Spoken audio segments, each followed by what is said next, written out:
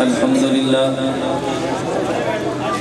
لله نحمده ونستعينه ونستغفره ونؤمن به ونتوكل عليه ونعوذ بالله من شرور أنفسنا ومن سيئات أعمالنا من يهده الله فلا مضل له ومن يضلل فلا هادي له ونشهد أن لا إله إلا الله وحده لا شريك له ونشهد أن سيدنا ومولانا محمدا عبده ورسوله أما بعد فأعوذ بالله من الشيطان الرجيم بسم الله الرحمن الرحيم وهو الذي خلق السماوات والأرض في 6 أيام وكان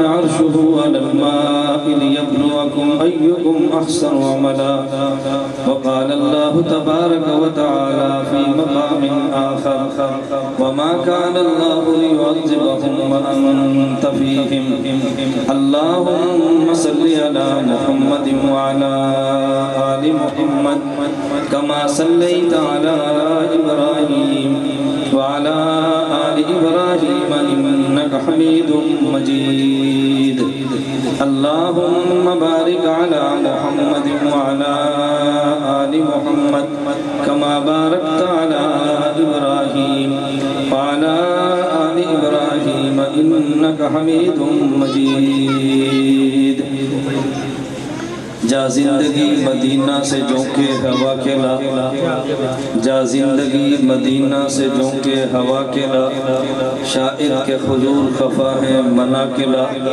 کچھ ہم بھی اپنا چہرہ باطن سنوار لیں ابو بکر سے آئین عشق و وفا کھلا دنیا مسلمہ پہ بہت ہی تنگ ہو گئی فاروق اعظم کے دور کے وہ نقشے اٹھا کھلا جن سے گناہ نے ہمیں محروم کر دیا عثمان کے وہ زاویے شرم و حیا کلا مغرب کی گلیوں میں مارا نہ پھر گدائے علم دروازہ علم سے خیرات جا کلا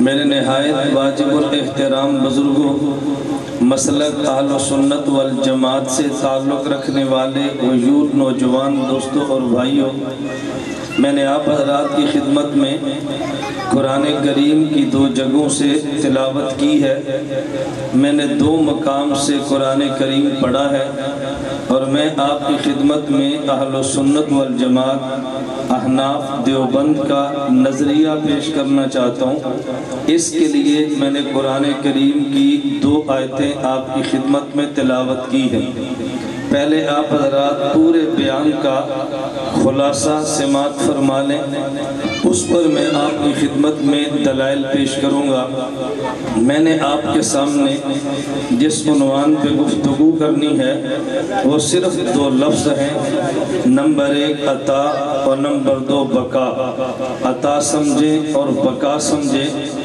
پورا عنوان اور پورا جلسہ انسان کے ذہن میں محفوظ نہیں رہتا لیکن خلاصہ انسان دماغ میں بٹھا لیتا ہے آپ 2 لفظ ذہن نشین فرما لیں نمبر 1 عطا اور نمبر 2 بقا عطا اور بقا کا مطلب کیا ہے اہل سنت والجماعت احناف دیوبند کا نظریہ ہے اس کائنات کے وجود کی عطا یہ بھی حضور کا صدقہ ہے اس کائنات کے وجود کی بقا یہ بھی حضور کا صدقہ ہے ہمیں جو کچھ ملا ہے وہ بھی حضور کی وجہ سے ہے ہمارے پاس جو کچھ بچا ہے وہ بھی حضور کی وجہ سے ہے صلی اللہ علیہ وسلم کائنات کے وجود کی عطا یہ بھی حضور کا صدقہ کائنات کے وجود کی بقا یہ بھی حضور کا صدقہ جب یہ 2 باتیں سمجھ آئیں تو پھر ختم نبوت بھی سمجھ آتی ہے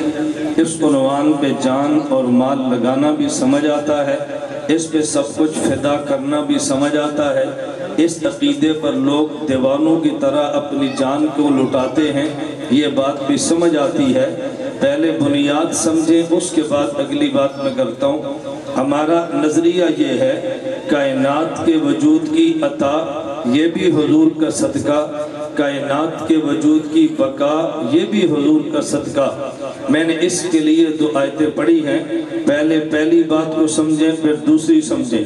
قرآن کریم میں ہے وَهُوَ الَّذِي خَلَقَ السَّمَاوَاتِ وَالْأَرْضَ، اللہ رب العزت نے آسمانوں کو پیدا کیا، اللہ نے زمینوں کو پیدا کیا، وَكَانَ عَرْشُهُ عَلَى الْمَاءِ، پھر خدا نے 7 زمینیں، اوپر 7 آسمان، ان 7 آسمانوں پہ سمندر، اس سمندر پہ عرش خدا نے سجایا ہے۔ ایک سمندر وہ ہے جو کراچی میں ہے، ہمیں آنکھوں سے نظر آتا ہے، ایک سمندر وہ ہے جو خدا کی کرسی پہ ہے، ہمیں نظر نہیں آتا۔ کراچی والے سمندر کو ماننا یہ ایمان نہیں ہے، وہ آنکھ نے دیکھا ہے۔ اس سمندر کو ماننا ایمان ہے جس کو آنکھ نے دیکھا نہیں ہے۔ کملی والے پیغمبر نے فرمایا ہے ہم حضور کے ماننے والے ہیں، نظر نہ آئے تب بھی مان لیتے ہیں، نظر آئے تب بھی مان لیتے ہیں، سمجھ نہ آئے تب بھی مان لیتے ہیں، نہ سمجھ آئے تب بھی مان لیتے ہیں۔ اللہ کے پیغمبر نے فرمایا میں قرآن پڑھنے لگا ہوں، 7 زمینیں پیدا کی، 7 آسمان پیدا کیے، وَكَانَ عَرْشُهُ عَلَى الْمَاءِ، اپنا عرش اس سمندر پہ خدا نے رکھا ہے۔ یہ زمینیں پیدا کیوں کی ہیں، آسمان پیدا کیوں فرمائے ہیں، عرش کو سمندر پہ کیوں رکھا ہے، وجہ اللہ نے خود بتائی ہے لِيَبْلُوَكُمْ أَيُّكُمْ أَحْسَنُ عَمَلًا، میں تمہیں دکھانا چاہتا ہوں احسن عملہ کون ہے، میں پیدا فرمانا چاہتا ہوں احسن عملہ کو۔ ظاہر ہے پیدا فرمائیں گے تبھی ہمیں دکھائیں گے، جب پیدا کریں گے نہیں ہمیں دکھائیں گے کیسے؟ اس کا معنی یہ ہے زمین و آسمان کو پیدا بھی کیا احسن عملہ کی وجہ سے، عرش کو سمندر پہ سجایا بھی احسن عملہ کی وجہ سے۔ اگر احسن عملہ دکھانا نہ ہوتا، احسن عملہ کو بنانا نہ ہوتا، اللہ آسمان و زمین کو وجود نہ دیتے۔ احسن عملہ کیا ہے؟ عربی زبان کے 2 لفظ ہیں، ایک لفظ ہے اکثر عملہ، ایک لفظ ہے احسن عملہ۔ اکثر عملہ کا معنی کیا ہے؟ احسن عملہ کا معنی کیا ہے؟ اگر کوئی آدمی عمل زیادہ کرے نتیجہ تھوڑا نکلے اسے کہتے ہیں اکثر عملہ۔ اگر آدمی کام تھوڑا کرے نتیجہ زیادہ نکلے اسے کہتے ہیں احسن عملہ۔ پورے قرآن کو پڑھ لیں، اللہ اکثر عملہ کی بات نہیں کرتے، جب بھی کرتے ہیں احسن عملہ کی بات کرتے ہیں۔ میں سمجھانے کے لیے کہتا ہوں ایک کثرت عمل ہے، ایک حسن عمل ہے۔ شریعت کو کثرت عمل مطلوب نہیں ہے، حسن عمل مطلوب ہے۔ شریعت یہ نہیں کہتی عشاء سے فجر تک آپ نمازیں پڑھیں، لیکن شریعت ضرور کہتی ہے عشاء اور فجر پڑھیں لیکن اچھی طرح پڑھیں۔ آدمی زیادہ پڑھے تو اسے کثرت عمل کہتے ہیں، اچھی طرح کرے اسے حسن عمل کہتے ہیں۔ ایک اکثر عملہ ہے، ایک احسن عملہ ہے۔ ذرا توجہ رکھنا، اگر عمل زیادہ نتیجہ کم ہو یہ اکثر عملہ، اگر عمل تھوڑا نتیجہ زیادہ یہ احسن عملہ ہے۔ میں مثال دے کر بات سمجھاتا ہوں۔ حضور اکرم صلی اللہ علیہ وسلم نے ہمیں خطاب یوں فرمایا لا تسبوا اصحابی، میرے صحابہ کی شان میں نازیبا جملہ کبھی نہ کہنا۔ اللہ کے نبی نے یہ نہیں فرمایا میرے صحابہ کو گالیاں نہ دینا، گالی کے لیے عربی زبان میں لفظ شتمن ہے، نبی نے سبن بولا ہے، سبن گالی کو بھی کہتے ہیں، نازیبا کلمے کو بھی کہتے ہیں۔ فرمایا میرے صحابہ کی شان میں نازیبا کلمہ کبھی نہ کہنا۔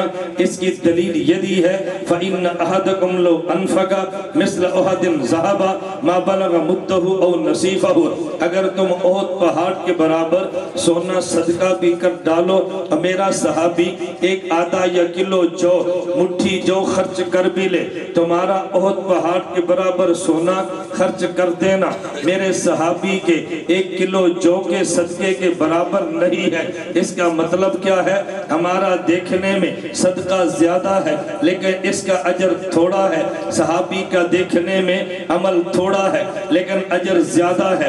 اگر عمل زیادہ اور اجر تھوڑا ہو اسے اکثر عمل لا کہتے ہیں، اگر عمل تھوڑا اجر زیادہ ہو اسے اکثر عمل لا کہتے ہیں۔ اس کا معنی یہ ہے ہم جبل احد پہاڑ کے برابر سونا خرچ کر ڈالیں ہمیں اجر ملے، ہمیں اکثر عمل لا کہیں گے۔ صحابی مٹھی جو خرچ کر لے اسے اجر ملے، اسے اکثر عمل لا کہیں گے۔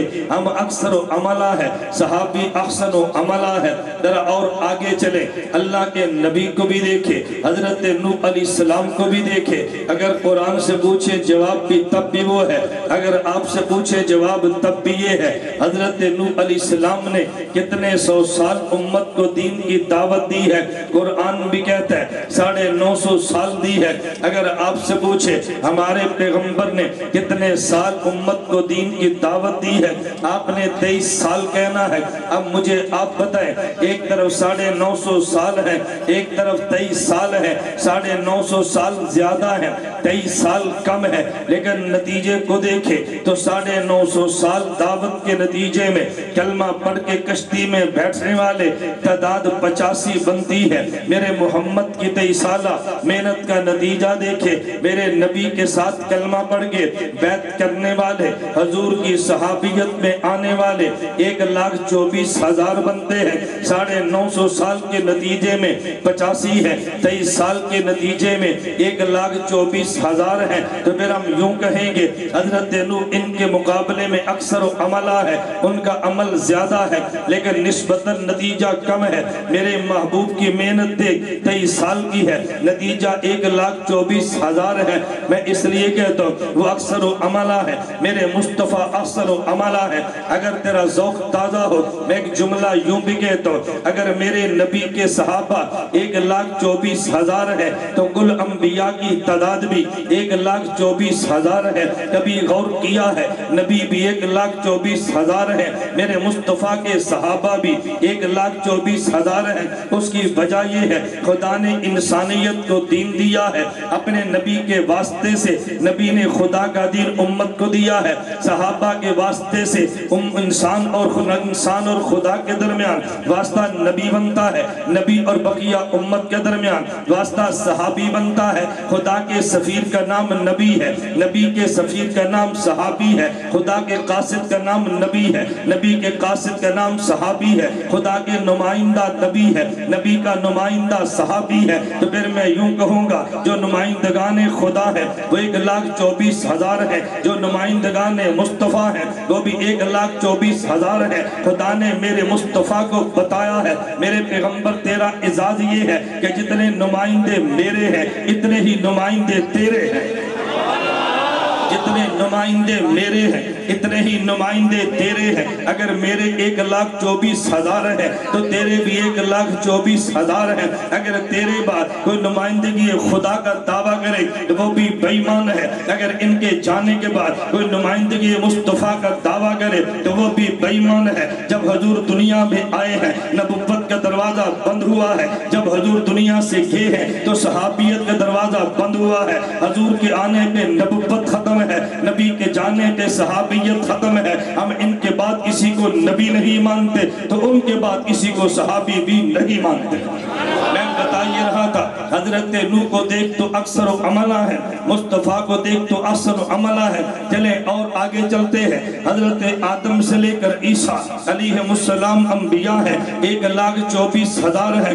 آخر میں امام الانبیاء تنہا حضرت مصطفیٰ صلی اللہ علیہ وسلم ہیں، ادھر تعداد 1,24,000 ہے۔ لیکن یہ بتا 1,24,000 کی ہزاروں سال محنت کے نتیجے میں جنت میں کتنے جائیں گے؟ میرے مصطفیٰ کی محنت کے نتیجے جنت میں کتنے جائیں گے؟ قیامت کے دن اصحاب جنت کی صفحے دیکھ، اہل جنت کی تعداد کو دیکھ، اہل جنت کی تعداد میں 120 صفحے بنتی ہے۔ کل جنتیوں کی جو صفحے ہیں ان کی تعداد 120 بنتی ہے۔ ان 120 120 میں سے 80 صفحے وہ ہے جو تنہا میرے مصطفیٰ کی امت کی ہے، اور 40 صفحے وہ ہے جو 1,24,000 انبیاء کی امتوں کی بنتی ہے۔ تو پتہ یہ چلا ہے 1,24,000 کی محنت کی وجہ سے صفحے 40 بنی ہے، تنہا میرے مصطفیٰ کی وجہ سے صفحے 80 بنی ہے۔ تو 1,24,000 محنت کرے تو جنت کی صفحے 40 بنتی ہے، تنہا مصطفیٰ محنت کرے تو جنت والوں کی تعداد 80 بنتی ہے۔ تو پھر مان لے وہ سارے اکثر و عملہ ہے، میرا مصطفیٰ تنہا ان کے مقابلے میں اکثر و عملہ۔ اس سے ایک بات ذرا توجہ سے سمجھے، ایک بات ذرا سمجھے، میں آپ کے جذبات کی قدر کرتا ہوں لیکن آپ میرا طرز بھی سمجھے۔ میں آپ سے نعرے نہیں لگواؤں گا، میں آپ کی خدمت میں دلائل پیش کروں گا۔ میں کہتا ہوں جتنے وقت نعرے پہ اتنا وقت دلیل پہ لگنا چاہیے، میں تھوڑے وقت میں دلائل زیادہ آپ کی خدمت میں پیش کرنا چاہتا ہوں، ذرا بات توجہ سے سمجھنا۔ میں ایک نقطہ پیش کرنے لگا، اگر اہل جنت کی صفحے 120 بنتی ہے، ان میں میرے نبی کی وجہ سے 80 بنتی ہے، باقی انبیاء کی وجہ سے 40 بنتی ہے۔ ایک ہمارے ملک میں ایک فرقی چھوٹی سی ایک فتنی پیدا ہوئی ہے، پہلے سرگودا نہیں تھی، اب سرگودا میں داخل ہوئی ہے، اس کو نکال دے، آئندہ نسلیں برباد ہوں گی، اس کا رستہ روک دے، آئندہ نسلیں محفوظ نہیں ہوں گی۔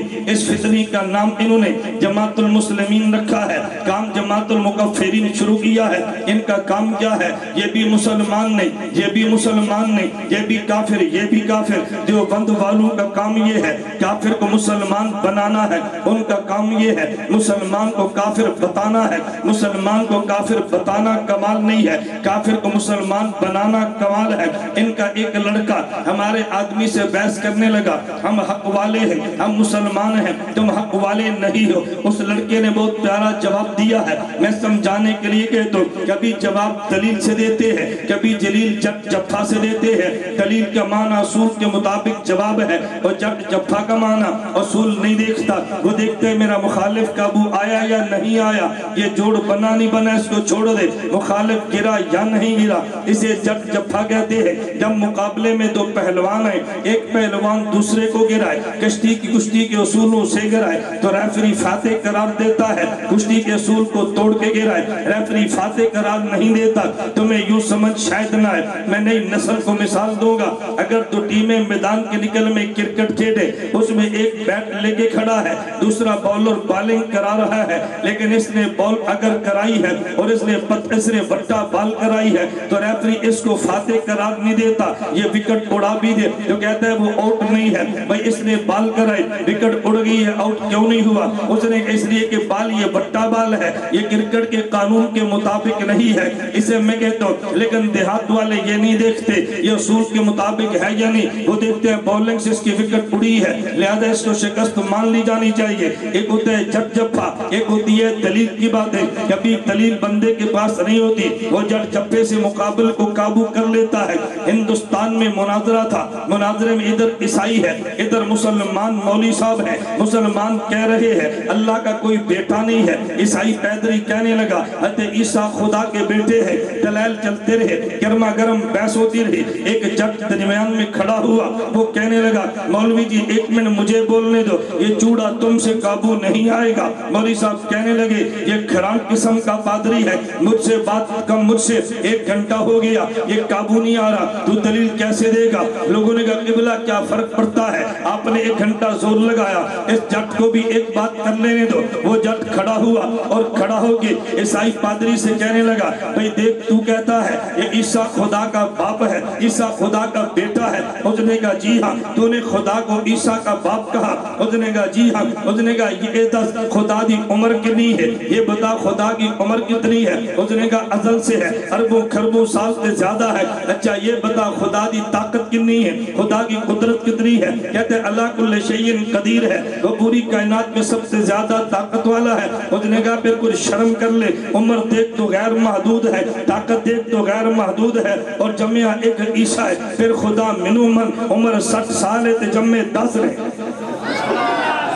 پھر خدا تو مجھے ماننا، یہ کیسا خدا ہے، اتنی بڑی عمر ہے، اتنی بڑی طاقت ہے، اور ایک بیٹا پیدا کیا، یہ بھی کوئی خدا ہے؟ پھر خدا مجھے مان لے، میری عمر 60 سال ہے اور میرے 10 بیٹے ہیں، تجھے حیا بھی نہیں آتی، یہ خدا کا عیب ہے یا خدا کی خوبی ہے جو تو نے عیسیٰ کو باپ مانا؟ میں زندہ ہوں، ایک میں ذمہ دار آدمی ہوں، میرے سامنے کو میرے بیٹے کو ہاتھ لگائے میں گردن نہ اڑا دوں؟ یہ کیسا باپ ہے کہ لوگوں نے سولی پہ چڑھا دیا ہے اور باپ بچا بھی نہیں سکا؟ یہ تو نے خدا کی تعریف کی ہے یا خدا کی مذمت کی ہے؟ عیسیٰ علیہ السلام کو خدا کا بیٹا بھی کہتا ہے اور سولی پہ چڑھانا بھی مانتا ہے۔ ہم مسلمان بیٹا بھی نہیں مانتے اور ان کا سولی پہ چڑھنا بھی نہیں مانتے۔ میں نے کہا ایک دلیل ہوتی ہے، توجہ، ایک جٹ جبھا ہوتا ہے۔ ہندوستان میں مناظرہ طے ہوا، مناظرہ عیسیٰ مسلمانوں کا اور مرزائیوں کا ہے، مناظرہ طے ہو گیا، مرزائی مناظر پہنچ گیا، مسلمان مناظر نہیں پہنچا، نہ پہنچنے کی وجہ یہ مرزائی ایک دن پہلے آ گیا،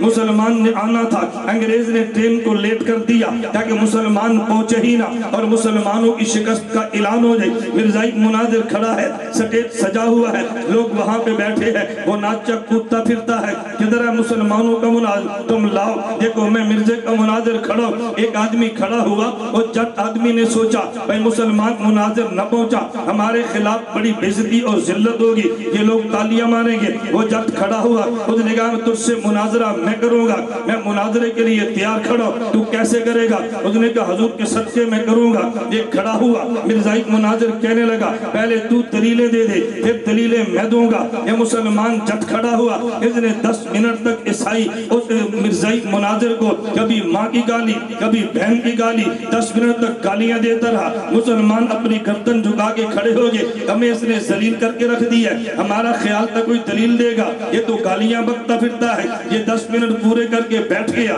مرزائی مناظر کھڑا ہوا، اس نے کہا یہ مناظر تم تلاش کر کے لائے ہو، نہ آیت پڑھتا ہے نہ حدیث پڑھتا ہے، یہ گالیاں دیتا ہے، یہ مناظر ہے یا کمینہ ہے، یہ مناظر ہے یا خبیث ہے، یہ مناظر ہے یا لعنتی ہے، یہ کیسا مناظر ہے؟ یہ کمینہ گالیاں دیتا ہے۔ وہ پھر کھڑا ہوا، لوگوں نے کہا تو بیٹھ جا، اس نے کہا اس نے مجھے کمینہ کہا، میں نے جواب تو دینا ہے، وہ کہا بھئی تو بیٹھ جا، لوگوں کے ذہن میں تھا ہمیں پہلے ذلیل کیا ہے مزید ذلیل کرے گا، اس نے کہا مجھے جواب دینے دو۔ وہ خیر جبرن کھڑا ہوا، وہ کھڑا ہو کے کہنے لگا میں نے 10 منٹ گالیاں دی ہیں، یہ مرزائی مناظر مجھے کہتے ہیں یہ مناظر نہیں کمینہ، یہ مناظر نہیں خبیث ہے، یہ مناظر نہیں بدماش ہے، 10 منٹ گالیاں دے تو مناظر نہیں بنتا۔ تیرے پیو مرزے 60 سال گاڑا کڈیاں، وہ نبی ہے یا بدماش ہے، نبی ہے یا کمینہ ہے، وہ نبی ہے یا لعین ہے؟ 10 منٹ گالیاں نکالے تو مناظر نہیں بنتا، تو 60 سال گالیاں کڈنا نبی بن جاندہ ہے؟ کچھ حیا کر۔ اب اس نے دلیل کیا دینی تھی، اس نے جٹ جبھے سے ایسا پکڑا، مرزائی مناظر کے پاس جواب نہیں بنا، باطل سامنے آئے، آپ گھبرایا نہ کریں، آپ ہمت کے ساتھ کھڑے ہوا کریں۔ میں بتا یہ رہا تھا اس نوجوان کے پاس زیادہ علم تو ہی تھا، اس نوجوان نے اس کو کہا توجہ رکھنا، چلیں مجھے ایک بات یاد آئی، ایک ہمارے بزرگ تھے، وہ کاڑے کے بزرگ تھے، اردو جانتے لکھتے بھی نہیں پڑھتے بھی نہیں ہے، ہتھے چڑھ گئے، وہ ان کے غیر مقلدین کی ہتھے چڑھے، بیانات میرے سنے کو جان چھوٹی، ان کے پاس غیر مقلد آیا اور اس نے آگے عشر کے لیے مانگا، کہا میں عشر تجھے نہیں دیتا، مجھے مسئلہ سمجھ آ چکا ہے۔ وہ غیر مقلد پر کہنے لگا جو کہ ان کی جہادی ایک فسادی قسم کی جماعت کا کارکن تھا، وہ کہنے لگا چلو بابا جی عشر نہ دیو، ایک مسئلے سے گل کریے، فرمایا کر لو، عشر نہ دو، مسئلے پہ بات کر لیں۔ یہ نوجوان سمجھا یہ بابا ان پڑھ ہے، چلو اس سے بات کر لینی چاہیے۔ کہتے بابا جی تم یہ بتاؤ، تم رکوع جاتے اٹھتے نماز میں تم یہ رفع یدین کیوں نہیں کرتے؟ بابا جی میرے بیان سنتے رہتے تھے، وہ فرمانے لگے پتر تو رفع یدین کرنا ہے، میں نہیں کرتا، دلیل او دے ذمے نہیں جڑا نہ کرے، دلیل او دے ذمے جڑا کرے، میں رفع یدین نہیں کرتا، تو کرتا ہے، نہ کرنے والے کے ذمے دلیل نہیں ہے، جو کرے دلیل اس کے ذمے ہے، تو دلیل دے کیوں کرتا ہے، مجھے کیوں پوچھتا ہے کیوں نہیں کرتا؟ وہ نوجوان پھنس گیا اور پھنس کے کہنے لگا میں تے اس واسطے نہیں کرتا کہ 70 صحابہ کو ثابت ہے، میں اس لیے کرتا ہوں 70 صحابہ کو ثابت ہے انہاں رفع یدین کیتا ہے۔ وہ نوجوان کہنے لگا میں اس لیے رفع یدین کرتا ہوں کہ 70 صحابہ سے ثابت ہے انہیں رفع یدین کیا۔ توجہ رکھنا، بابا جی فوراً فرمانے لگے تو اس واسطے کرنا ہے کہ 70 صحابہ تو ثابت ہے، جب اتر منو 10 صحابہ دی تعداد کنی ہے، کہنے لگا 1,24,000 انہیں کہا 70 تیرے بنے تو باقی میرے بنے. تعداد کتنی ہے؟ کہا جی 1,24,000. انہوں نے کہا 70 تیری طرف تو باقی میری طرف. اے 70 تیرو دس سے تو باقی نہیں دستے. میں بتا یہ رہا تھا کبھی دلیل ہوتی ہے کبھی جفا ہوتا ہے. میرے نبی کی محنت کے نتیجے میں جنت میں جانے والی صفحے 80 ہے. ذرا دلیل پہ غور کرنا. باقی انبیاء کی محنت کی وجہ سے جنت میں جانے والی 40 صفحے ہے. یہ نوجوان کہنے لگا دیکھو ہم مسلمان ہیں باقی مسلمان کوئی نہیں ہے. یہ نوجوان اٹھا اور اٹھ کے کہنے لگا مجھے بتا آل جنت کی صفحے کتنی ہے؟ کہنے لگا 120. اس نے کہا ہمارے نبی کی امت کی صفحے؟ کہنے لگا 80. اس نے کہا پہلے نبیوں کی امت ہے؟ کہنے لگا جی 40. اس نے کہا اے 10 اگر اے رائی بن ڈالے مسلمان نہیں تے تیرے پیو نے 80 صفحہ پوری کر دیا. اے تسی سارے رلاؤ تے ادھی سفری بن دی تے تو آنے ایسی مسلمان ہے باقی سارے کافر نے. وہ نے کہا یہ دیوبند والے چھوڑ دے ان کو تو نکال دے. 80 صفحے پوری کون کرے گا؟ صرف تو صف بھی پوری نہیں ہونی. ان کو مسلمان مانتا کہ جنت کی 80 صفحے پوری ہو جائے. میں بتا یہ رہا تھا ذرا دلیل ذہن میں رکھنا. خدا نے زمین نے پیدا فرمائی ہے, خدا نے آسمان پیدا فرمائے ہیں, خدا نے عرش کو سمندر پہ سجایا ہے. وجہ کیا بیان کی ہے؟ لِيَبْلُوَكُمْ أَيُّكُمْ أَحْسَنُ عَمَلًا. خدا تمہیں دکھانا چاہتے ہیں احسن عملہ کون ہے. توجہ رکھنا میں دلیل سمجھانے لگوں. احسن عملہ کون ہے؟ نیک عمل کافر بھی کرتا ہے نیک مسلمان بھی کرتا ہے لیکن کافر کے عمل میں اس کو جنت میں اجر نہیں ملے گا. مسلمان کی عمل پہ اجر ملے گا. کافر زیادہ عمل کر بھی لے اکثر عملہ ہے, مسلمان اس کے مقابلے میں احسن عملہ ہے. مسلمان میں غیر عالم بھی ہے, مسلمان میں عالم بھی ہے. غیر عالم عمل کر بھی لے لیکن وہ نیت نہیں کر سکتا جو عالم نے کی ہے. یہ اکثر عملہ ہے. عالم اکثر عملہ ہے. سارے علماء کے عمل ملا لے یہ اکثر عملہ. ان کے مقابلے میں صحابی احسن عملہ ہے. اگر سارے صحابہ کے عمال ہو سامنے نبی ہو ان سارے عمال کو ملائیں گے یہ اکثر عملہ بنیں گے. نبی تنہا احسن عملہ بنے گا. سارے نبیوں کو دیکھ لے مقابلے میں سید الانبیاء ہو تو یہ انبیاء اکثر عملہ بنیں گے. میرا نبی احسن عملہ بنے گا. اب اگر کوئی آپ سے پوچھے بتاؤ احسن عملہ کون ہے تو سب نے کہنا ہے امام الانبیاء ہے. پھر مفتی اعظم پاکستان مفتی محمد شفیع نے معرف القرآن میں لکھا ہے احسن عملہ سے مراد میرے مصطفیٰ کی ذات ہے. تو پھر مان لینا چاہیے خدا نے زمینوں کو پیدا کیا ہے, آسمان کو پیدا کیا ہے, عرش کو سمندر پہ سجایا ہے.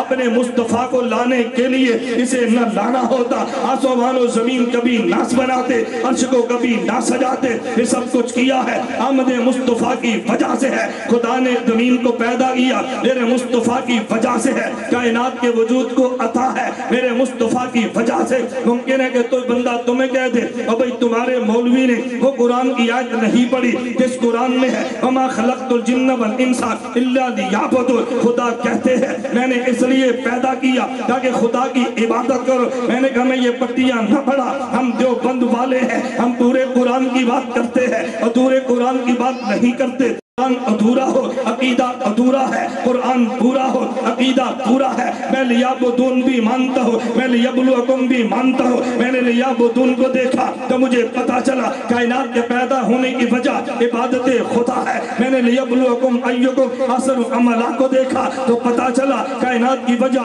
آمد مصطفیٰ ہے. ہم نے کائنات کی ایک وجہ عبادت خدا بھی مانی ہے, ہم نے دوسری وجہ آمد مصطفیٰ بھی مانی ہے. ہم خدا کو مانتے ہیں عبادت اس کی کرتے ہیں, مصطفیٰ کو مانتے ہیں عقیدت اس کی ہے. ہم نے خدا کی عبادت کی ہے مصطفیٰ سے عقیدت کی. میں نے کہا کائنات کے وجود کی عطا میرے مصطفیٰ کے صدقے میں ہے. میں نے قرآن پڑھا ہے. نمبر 2 توجہ کائنات کے وجود کی بقا میرے مصطفیٰ کا صدقہ ہے. کائنات باقی کیوں ہے؟ ہمارے نبی کی وجہ سے. میں قرآن پیش کرنے لگا. قرآن کریم میں ہے وَمَا كَانَ اللَّهُ لِيُعَذِّبَهُمْ وَأَنْتَ فِيهِمْ. ذرا دلیل پہ توجہ رکھنا. مشرکین مکہ نے حرم کعبہ میں غلاف کعبہ کی کنڈی کو پکڑا ہے. غلاف کعبہ کو پکڑ کے کہتے ہیں, کعبہ کی کنڈی کو پکڑ کے کہتے ہیں. مشرکین مکہ نے عجیب کلام کیا اللہم ان کان ھذا ھو الحق من عندک فامطر علینا حجارۃ من السماء او ائتنا بعذاب الیم. اللہ اگر دین محمد سچا ہے دلیل سمجھنا، اگر دین محمد سچا ہے ہم پہ پتھر برسا دے، دین محمد سچا ہے ہمیں عذاب سے تباہ فرما دے، یہ کس نے کہا؟ مشرکین مکہ نے۔ اگر دین مصطفیٰ سچا ہے ہم پہ پتھر برسا دے، دین محمد سچا ہے ہم پہ عذاب نازل فرما دے، ہمیں تیس نیس کر دے۔ خدا نے ان پہ پتھر نہیں برسائے، خدا نے ان کو ہلاک نہیں کیا، تو مشرک کہہ سکتا تھا کہ دیکھو میں سچا ہوں، اگر میں سچا نہ ہوتا پتھر برس جاتے، اگر میں سچا نہ ہوتا میں ہلاک ہو جاتا، میں نے بربادی خود مانگی ہے، خدا پھر بھی برباد نہیں کرتا۔ اس کا معنی یہ کہ میں سچا ہوں۔ توجہ رکھنا، خدا نے ان مشرکین پہ کرم یہ کیا، ان کی ڈٹائی کے باوجود انہیں ہلاک نہیں کیا۔ اب ہم گردن جھکا لیتے، ہم شرمندہ ہو جاتے، اصحاب پیغمبر شرمندہ ہوتے۔ جب مشرک یہ کہتا اگر میں سچا نہیں تھا برباد کیوں نہیں ہوا؟ خدا نے ان پہ کرم کیا، انہیں برباد نہیں کیا۔ ہم پہ کرم یہ کیا، انہیں برباد نہ کرنے کی دلیل دی ہے۔ اگر یہ تمہیں کہے نا ہم سچے ہیں اس لیے ہلاک نہیں ہے، تم نے کہنے نانا ہو تو تم جھوٹے، تمہیں ہلاک ہونا چاہیے تھا لیکن تمہیں ہلاک کیوں نہیں کیا؟ ہمیں خدا نے دلیل دی ہے، ذرا دلیل پہ توجہ رکھنا۔ وَمَا كَانَ اللَّهُ لِيُعَذِّبَهُمْ وَأَنْتَ فِيهِمْ، میرے مصطفیٰ ان کی ڈٹائی کا تقاضا یہ تھا، ان پہ پتھر برسا دیے جاتے، ان کے جرم کا تقاضا یہ تھا، انہیں برباد کر دیا جاتا، میں نے برباد کیوں نہیں کیا؟ وَأَنْتَ فِيهِمْ، ان میں تیری ذات جو ہے، میں ان کی ڈٹائی کو دیکھو یا تیرے وجود کو دیکھو، ان کی ڈٹائی کی وجہ سے ہلاک کرنا چاہیے تھا، ہلاک اس لیے نہیں کرتا، ان میں تیری ذات جو موجود ہے۔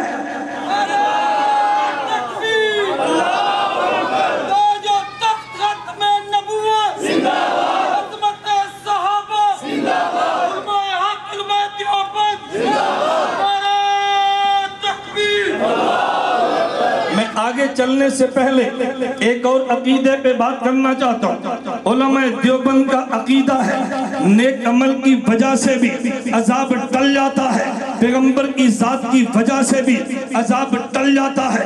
بعض بندے کہتے ہیں کہ نہیں، نیک عمل کی وجہ سے توجہ عذاب ٹلتا ہے۔ دلیل یہ ہے، حدیث غار موجود ہے، 3 آدمی سفر میں تھے، وہ غار میں گئے، چٹان منہ پہ گری، اس نے غار کے منہ کو بند کر دیا، یہ دھکا دے کے باہر آنا چاہتے ہیں، نہیں آ سکتے، چٹان وزنی ہے۔ ان میں ایک بندہ کہنے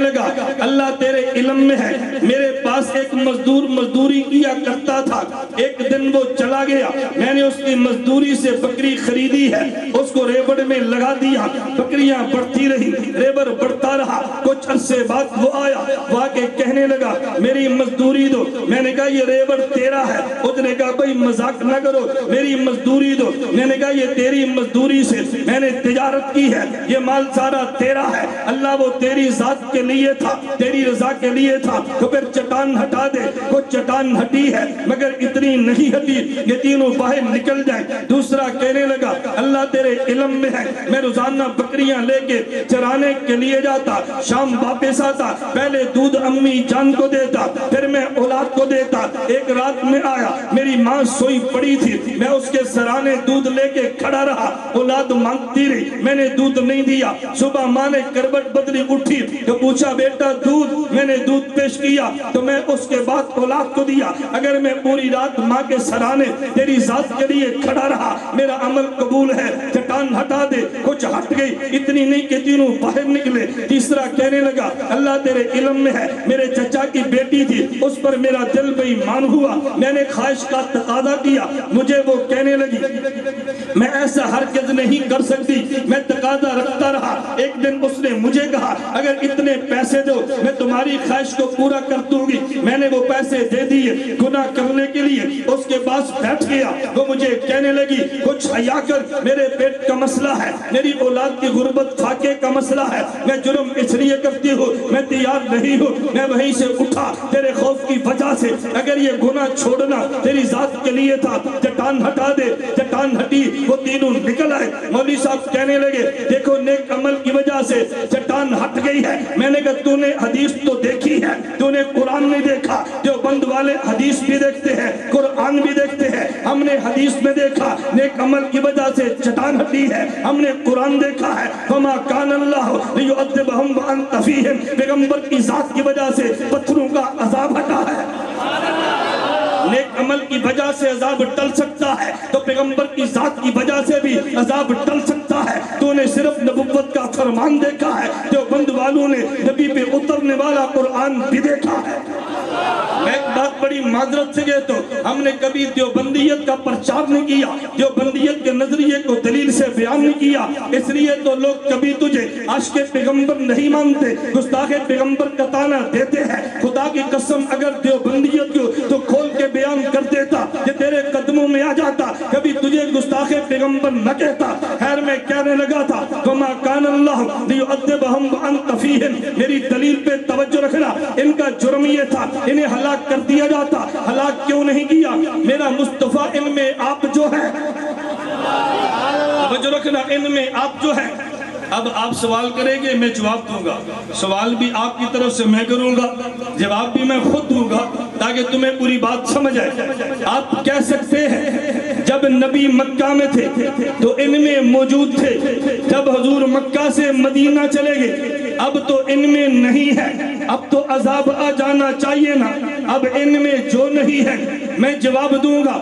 انت فیہم کا معنی یہ ہے جب تک آپ اہل عرب میں ہے، مکہ بھی اہل عرب ہے، مدینہ اہل عرب ہے، آپ پھر سوال کر دیں گے حضور مدینہ سے تبوک چلے گئے ہیں اب تو عذاب آ جانا چاہیے، اب تو عربوں میں نہیں ہے باہر چلے گئے ہیں، میں پھر جواب دوں گا انت فیہم سے مراد یہ ہے جب تک آپ زمین والوں میں ہیں میں ہلاک نہیں کروں گا۔ آپ پھر سوال کریں گے حضور عرش پہ چلے گئے ہیں اب تو زمین والوں میں نہیں ہے، اب تو ہلاک ہو جانا چاہیے نا، میں پھر جواب دوں گا انت فیہم کا معنی یہ ہے جب تک آپ دنیا میں ہے خدا انہیں ہلاک نہیں کریں گے۔ آپ پھر سوال کر دیں گے جب حضور دنیا کو چھوڑ کے برزخ قبر میں جا چکے ہیں اب تو ہلاک کر دینا چاہیے نا، اب ہلاک کیوں نہیں کیا؟ اب تو مکہ میں نہیں ہے، مدینہ میں نہیں ہے، فرش پہ نہیں ہے، عرش پہ نہیں ہے، جہان بدل گیا، اب تو ہلاک کر دینا چاہیے نا، اب بھی ہلاک کیوں نہیں کیا؟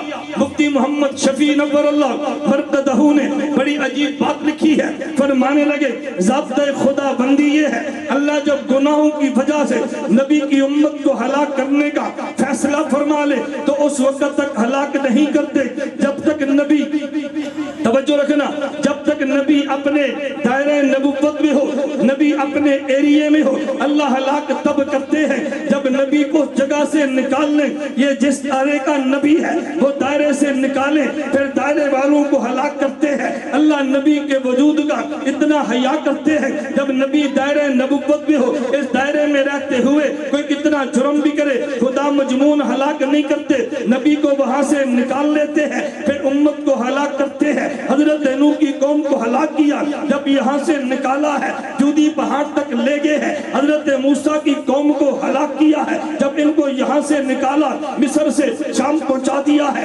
حضرت شعیب کی قوم کو ہلاک کیا، انہیں مدائن سے نکالا باہر لے گئے ہیں۔ حضرت لوط کی قوم کو ہلاک کیا، انہیں صدوم سے نکالا باہر لے گئے ہیں۔ میرے محمد کی قوم کو خدا ہلاک تب کرتے جب نبی دائرہ نبوت سے خدا نکال لیتے، ہلاک تب کرنا تھا لیکن ان کا دائرہ نبوت اتنا وسیع ہے۔ حضرت لوط کا دائرہ بستی صدوم ہے، حضرت شعیب کا دائرہ یہ قوم بستی مدائن ہے، حضرت موسیٰ کا دائرہ یہ قوم مصر شہر مصر ہے۔ میرے محمد کا دائرہ اتنا وسیع ہے، اگر یہ مکہ کا ہے ہلاک نہیں کیا، مدینہ میں ہلاک نہیں کیا، بچا یہ ہے میرا مصطفیٰ مکہ کا نبی ہے انت فیہم، مدینہ کا نبی ہے انت فیہم، تبوک کا نبی ہے انت فیہم، زمین کا نبی ہے انت فیہم، عرش کا نبی ہے انت فیہم، فرش کا نبی ہے انت فیہم، یہاں کا نبی ہے انت فیہم، وہاں کا نبی ہے انت فیہم۔ میرے مصطفیٰ کا دائرہ نبوت اتنا وسیع ہے، نہ اس دائرے سے نکلنا ہے نہ قوم نے مجموعی طور پہ ہلاک ہونا ہے۔ دائرہ نبوت کتنا وسیع ہے، توجہ، دائرہ نبوت حضور کا کتنا وسیع ہے۔ حضور مکہ کے نبی، توجہ، مدینہ کے نبی، فرش کے نبی، عرش کے نبی، یہاں کے نبی، وہاں کے نبی۔ اس دائرے سے نکلیں گے تو قوم ہلاک ہوگی نا، نہ نکلنا ہے نہ قوم نے ہلاک ہونا ہے۔ توجہ، میں اگلی بات کہتا ہوں، ہماری عادت، ہم ادھوری بات نہیں کرتے، ہم سوال چھوڑ کے نہیں جاتے، میں بات وہاں تک پہنچا دیتا ہوں جہاں کبھی نقطے اور اشکال کی گنجائش نہیں رہتی۔ ذرا اگلی بات بھی دیکھنا، توجہ، مفتی محمد شفیع مفتی اعظم پاکستان اسی آیت کے تحت تفسیر معارف القرآن میں لکھتے ہیں، توجہ رکھنا، نبی جہاں کا نبی ہو، نبی وہاں میں زندہ بھی ہوتا ہے، یہ نہیں ہوتا نبی جہاں کا نبی ہو وہاں زندہ نہ ہو۔ نبی مکہ کے نبی مکہ میں زندہ، مدینہ کے نبی مدینہ میں زندہ، فرش کے نبی فرش پہ زندہ، عرش کے نبی عرش پہ زندہ، یہاں کے نبی یہاں پہ زندہ، وہاں کے نبی وہاں بھی زندہ۔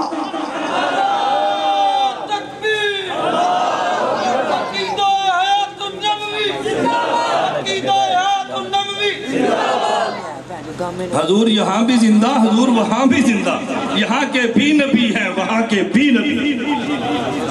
حیات النبی ختم نبوت اتنا جوڑ ہے، یقین کریں کہ آپ سوچ نہیں سکتے۔ میں کبھی بلوچستان کے سفر پہ تھا، وہاں جو کہ ماحول جمعیت کا اور دوسرا ہے، میں نے ان سے کہا کہ بات سمجھو، توجہ رکھنا، میں نے کہا بات سمجھو، جب یہ مماتیت کا فتنہ اٹھا، ان کے خطاب کتاب لکھنے کے لیے عالمی اتحاد اہل سنت نے اجلاس نہیں بلایا، جمعیت علماء اسلام کے مفتی محمود نے بلایا ہے۔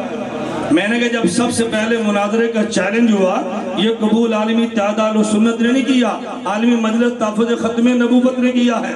مناظرے کی جگہ سرگودانی طے ہوئی، مناظرے کا سکھر سندھ طے ہوئی ہے۔ میں نے کہا ہمیں کیوں گالیاں دیتے ہو، مناظرہ انہوں نے قبول کیا ہے، کتاب جمعیت نے لکھوائی ہے، میرا جرم صرف یہ ہے کہ جو مفتی محمود نے کتاب لکھوائی تسکین الصدور میں نے بیان کی ہے، جو عالمی مجلس نے مناظرہ قبول کیا میں نے اس کی پوری کارگزاری بیان کی ہے۔ بات تو دوری ہونی چاہیے، یہ پوری ہونی چاہیے۔ میں نے 2 لفظ بیان کرنے تھے، میں اسی پہ بات ختم کرتا ہوں۔ میں نے عنوان کیا دیا، عطا اور بقا، رکھ لیں گے نا، عطا اور بقا۔ خلاصہ بیان کیا ہے، کائنات کی وجود کی عطا مصطفیٰ کا صدقہ ہے، کائنات کے وجود کی بقا یہ بھی مصطفیٰ کا صدقہ ہے۔ ہمیں ملا بھی حضور کی وجہ سے ہے، ہم بچے بھی حضور کی وجہ سے ہیں۔ سرگودا کے ختم نبوت کے پروانوں مجھے بتاؤ، جب سب کچھ حضور کی وجہ سے ملا ہے، 5 بچے حضور کی وجہ سے، ان میں ایک حضور پہ لگ جائے تو کیا ہے؟ یہ سارے لگ جائے تو پھر بھی کچھ نہیں، ایک لگ جائے تو کیا ہے؟ ہمیں جو سارا پیسہ ملا حضور کی وجہ سے، ان میں کچھ خاتم النبیین اسپتال پہ لگ جائے تو کیا ہے؟ لگ جائے تو کیا ہے؟ جھجک کس بات کی ہے؟ میں کہتا ہوں یہ تو اللہ ان کو جزائے خیر عطا فرمائے، بابا طوفانی کو جزائے خیر دے، ان کی اس ٹیم کو خدا جزائے خیر عطا فرمائے۔ ان نے چناب نگر کے مقابلے میں ہمیں ہسپتال دیا ہے، یہ ہمارا اعزاز ہے، ہمیں اس پہ فخر کرنا چاہیے، ہمیں جلنا نہیں چاہیے، فخر کرنا چاہیے۔ اور الحمدللہ میں تو پورے ملک میں کہتا ہوں بھئی ہمیں اعزاز ہے ہمارے شہر کا اسپتال چناب نگر کے مقابلے میں۔ ہم کچھ نہ کر سکے، قیامت کو یہ تو کہیں گے نا اللہ مال حق کے ساتھ دیتے تھے، ہم نے ان کا ہمیشہ ساتھ دیا ہے، ہم ان کے ساتھ چلے ہیں۔ آپ بھی نیت کرو ہم ختم نبوت کے ساتھ جئیں گے، ختم نبوت کے ساتھ مریں گے انشاءاللہ۔ ہمارا جینا بھی ان کے ساتھ ہے، ہمارا مرنا بھی۔ میں بابا جی کے ساتھ نہیں کہہ رہا، گل سمجھ آئی؟ میں یہ بات اس لئے کہہ رہا ہوں، مجھے اس پہ ایک لطیفہ یاد آیا۔ یہ آزاد کشمیر میں ایک جگہ ہے کوٹلی، اس کے ساتھ ایک مجاہدین کا کیمپ تھا۔ اس دور میں جب میری جہادی زندگی تھی، اس میں ایک بابا جی آگے جو بوڑھے تھے، تو وہ کہتے ہیں میں نے تو آپ کے ساتھ ہی رہنا ہے۔ اب بڑے شوق سے کہنے لگے میرا مرنا بھی تواڈے نال، میرا جینا بھی تواڈے نال، میرا مرنا بھی تمہارے ساتھ، میرا جینا بھی تمہارے ساتھ۔ ایک مجاہد تھا، بڑا ظریف الطبع تھا، اس کے مزاج میں ہنسی کھیلی شغل پن مزاج میں بہت تھا۔ اس نے کہا بابا ہے دیکھ ادھر ہو گئے، جینا ساڑھے نال تے مرنا اپنا اپنا، جینا اکٹھا مرنا اپنا اپنا۔ تو تے 5 دن بعد کہنا میں مرن لگا، اسی تے تیرے نال مرن تو رہے نا۔ میں یہ مذاق میں کہہ رہا ہوں، بابا طوفانی کے اللہ عمر میں برکت دے، اللہ ان کو صحت کاملہ دے۔ میں نے آج بھی آنا تھا، شاید بیماری کی وجہ سے تشریف نہیں لا سکے، آپ دعا کریں اللہ ان کا سایہ شفقت ہمارے سر پہ قائم رکھے۔ حضرت استاد جی مولانا عبدالجبار صاحب تشریف فرما ہے، مولانا طوفانی صاحب ہیں، ہمارے دیگر جتنے اکابر ہیں، ان کا وجود خدا کی قسم ہمارے اوپر خدا کا احسان ہے۔ اس وجود کی قدر کریں۔ ہم ہمیشہ سوچتے ہیں کہ خطیب کون ہے، خطیب نے یہ دیکھا کرے خطیب کے پیچھے طاقت کون سی ہے۔ ہم ہمیشہ خطیبوں کی طاقت نہ دیکھیں، یہ خطیب بھی کسی طاقت کی بنیاد پہ بولتا ہے، ویسے نہیں بولتا۔ ہمارے اکابر کا جب دست شفقت ہونا، رات میرا میاں والی بیان تھا، حیات الانبیاء کانفرنس تھی، آپ نے بھی ابھی تقریر سنی ہے نا، آپ اس آیت میں 20 تقریریں سنیں، آپ کو پھر اندازہ ہوگا یہ علوم کتنے پیارے ہیں۔ وہاں ایک بہت بڑے شیخ الحدیث تشریف لائے، مرش عمر بھی بڑے تھے، علم میں بڑے تھے۔ مجھے کہنے لگے مولانا میں ایک بات بہت تعجب کرتا ہوں، آج ایک آیت پہ 1.5 گھنٹہ تو نے تقریر کی ہے، اس آیت پر ہم نے کتنے تفسیریں پڑھی ہیں، لیکن تیری گفتگو میں اتنے علوم آتے ہیں، میں سن کے حیران ہوتا ہوں کہ بولتا کیسے ہے۔ میں نے کہا ایک مشن کا درد ہے، ایک ہمارے اکابر کی سرپرستی، محنت بھی کریں درد کے ساتھ اور اکابر کے ساتھ چلیں، پھر دیکھیں خدا کی مدد کیسے آتی ہے۔ آج ہمارے یہاں مرکز اہل سنت والجماعت، وہاں 87 جنوبی میں اجلاس تھا، ہمارے جماعتی ذمہ دار، میں آخری بات کہتا ہوں، میں نے اپنے تمام ذمہ داران سے کہا، میں نے کہا بھی اکابر کا مسلک، اکابر کا منہج دونوں تھام کے رکھیں۔ مسلک کا معنی عقائد پلس مسائل، منہج کا معنی اکابر کا مزاج، توجہ رکھنا، اکابر کا مزاج۔ میں نے کہا فائدہ کیا ہوگا؟ جب مسلک بھی اکابر کا ہوگا نا اور مزاج بھی اکابر کا ہوگا تو پھر مدد وہ ہوگی جو اللہ کی اکابر کے ساتھ ہے۔ میں نے کہا گاڑی بھی اچھی ہو نا، توجہ، گاڑی بھی اچھی ہو، مسلک، اور روڈ بھی اچھا ہو، منہج، تو پھر گاڑی کی رفتار بڑھتی ہے۔ گاڑی زبردست ہو، روڈ گندا ہو تو گاڑی پھر دوڑ تو نہیں سکتی نا، اس لیے مسلک بھی اچھا ہو، منہج بھی اچھا ہو، پھر رفتار بدل جاتی ہے۔ دعا کریں اللہ میں اپنے اکابر کے مسلک کا وارث بھی بنائے، منہج کا وارث بھی بنائے، نہ ہم نے اپنے اکابر کا مسلک چھوڑنا ہے، نہ ہم اپنے اکابر کا مزاج چھوڑنا ہے۔ اللہ مجھے اور آپ سب کو حضور اکرم صلی اللہ علیہ وسلم کے صدقے دین کی خدمت کے لیے قبول فرمائے۔ وآخر دعوانا ان الحمدللہ رب العالمین۔